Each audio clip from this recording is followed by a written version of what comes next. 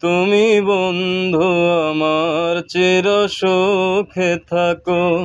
আমি একা সুখে দুঃখে হেসে যাব। বকুলের মতো ঝরিয়া মরো না, তুমি বন্ধু আমার চির সুখে থাকো। আমি প্রেমের বাগিচার মালি হয়ে মালা গেঁথেছিলাম তারে পরাবো বলে। সেই মালাখানি হাতে রয়ে গেল, তুমি বন্ধু আমার চির সুখে থাকো।